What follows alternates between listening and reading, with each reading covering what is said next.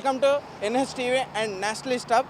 ప్రస్తుతం మనం చూసుకున్నట్లయితే చేవెళ్ళ నియోజకవర్గానికి సంబంధించి షేర్లింగంపల్లి సెగ్మెంట్లో ఉన్నాం. ఇక్కడ ఎంపీ ఎలక్షన్ల హడావిడి అయితే మొదలైందనే చెప్పవచ్చు. ఆయా పార్టీలకు సంబంధించి కార్యకర్తలు కావచ్చు, అటు నాయకులు ప్రచారం అయితే మొదలుపెట్టారు. అయితే ఇక్కడ ప్రస్తుతం జనాల నాడి ఎటువైపు ఉందో తెలుసుకునే ప్రయత్నం చేద్దాం. और लोकसभा पार्टी में अभी तक मेरे नज़रिए में भाजपा ने जो कार्य किया है वो सराहनीय है, इसलिए मेरा वोट बीजेपी को। सभी लोग बीजेपी को वोट दें और भारी बहुमत से जिताए। जो उनका जो है नारा है, और उनका नारा क्या, उन्होंने जो है जनता से अपील की है कि इस बार 400 पार, तो इस बार 400 पार हो जाएगा। जय हिंद, जय भारत। వై మోడీ అంటే మోడీ ఈజ్ బెటర్. ఎందుకంటే రాహుల్ గాంధీ ఇప్పుడు అధికారం రావడానికి ఇష్టం వచ్చిన పథకాలను పెడుతున్నారు. ఇప్పుడు తెలంగాణలో చూసుకుంటేనే డెవలప్మెంట్ ఏం లేదు, ఏదో పథకాలు పెట్టేస్తున్నారు. పథకాలు తగ్గినట్టు అన్నీ ఫ్రీ అని పెట్టేస్తున్నారు. అని ఏదో రావాలి, మాకు చాయిస్ రావాలి. రాహుల్ గాంధీ అజెండా ఒకటే, నేను పిఎం అవ్వాలి, ఏమైనా నాకు పర్లేదు. మోడీ లేకపోతే I think I'm not fan of Modi. కానీ మోడీ లేకపోతే కంట్రీ మళ్ళీ ఎక్కడికి వెళ్ళే పరిస్థితి వస్తుంది. Think BJP is better. సెంట్రల్లో మోడీ వస్తే బాగుంటుందని నా ఒపీనియన్.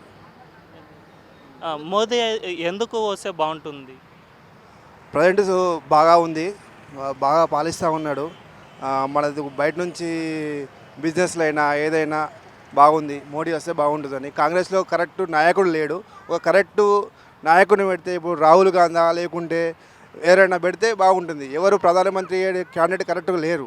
అంటే ఒక చూజ్ చేస్తే బాగుంటుందని నా ఒపీనియన్. ఇప్పుడు వస్తున్న ఎంపీ ఎలక్షన్స్ గురించి అయితే నాకు మళ్ళీ మోడీయే రావాలని ఉంది. మోడీ వచ్చినప్పటి నుంచే కొంచెం డెవలప్మెంట్ అనిపిస్తుంది. ఇండియా ఒక గుర్తింపు వచ్చింది. ఇంకా ఫ్యూచర్లో ఇంకా డెవలప్ అవుతుందని కోరుకుంటున్నాను. ఇప్పుడు మనకు కాంగ్రెస్ పార్టీ వచ్చింది కాబట్టి కొన్ని వాటర్ ప్రాబ్లమ్స్ కానీ, కరెంట్ ప్రాబ్లమ్స్ కానీ, అంటే మళ్ళీ ఇప్పుడు సాఫ్ట్వేర్ కార్పొరేట్ డెవలప్మెంట్ కూడా అంత ఏం లేదు. ఇప్పుడు జనాలు ఇట్లా ఇబ్బంది పడుతూనే ఉన్నారు. ఆల్రెడీ ఇంత లైట్ తీసుకున్నారు. సెంట్రల్లో మోడీ అయితే బాగుంటుంది. అంటే అన్ని విషయాల్లో అన్నీ చేస్తున్నారు కదా. ఇప్పుడు మన బాబరీ మన అయోధ్య చేశారు కదా, ఆల్రెడీ డెవలప్మెంట్ అవుతున్నాయి కదా. ఇప్పుడు ఎంపీ ఎలక్షన్లో ముఖ్యంగా మనం ఎలక్షన్లో మెయిన్ విద్యార్థుల పాత్ర మెయిన్ ఉపయోగపడుతుంది. దీంట్లో బీజేపీ ప్రభుత్వం కానీ కాంగ్రెస్ ప్రభుత్వం కానీ ఈ రెండిట్లో మనకు బీజేపీ పరిపాలనలో ఎలాంటి అవినీతులు జరగకుండా మన దేశంలో అత్యున్నత స్థాయి తీసుకురావాలంటే మోడీ ప్రభుత్వం బెస్ట్ అని నా యొక్క ఉద్దేశం. ఎందుకంటే గత పరిపాలనలో 70 సంవత్సరాల పరిపాలనలో ఏ ఒక్క విద్యార్థి కానీ ఉపాధి కల్పన లేకుండా చాలా ఇబ్బంది పడేవాళ్ళు. అందరూ మన మావోయిస్టు వైపు ఎక్కువ మొగ్గు చూపేవాళ్ళు. కానీ ఈనాడు అలా కాకుండా విద్యార్థి లోకం ఏదో ఒకటి వరకు ప్రతి ఒక్కరూ వాళ్ళకు ఉపయోగపడే విధంగా, ఒక దేశాన్ని మంచి చేసే విధంగా మంచి ఉపయోగకరమైన విషయాలు ఉన్నాయని ఈ మోడీ ప్రభుత్వంలో ఇంకోసారి మళ్ళీ మోడీ రావాలని నేను మనస్ఫూర్తిగా కోరుకుంటున్నాను. జై భారత్. సెంట్రల్కి సంబంధించి కూడా ఏ పార్టీ వస్తే బాగుంటుందనే ఒపీనియన్ కూడా జనాలు మనకు తెలియజేయడం జరిగింది. అలాగే చేవేళ్ళకు సంబంధించి ఎవరు వస్తే బాగుంటుందనేది కూడా జనాలు మనకు చెప్పడం జరిగింది.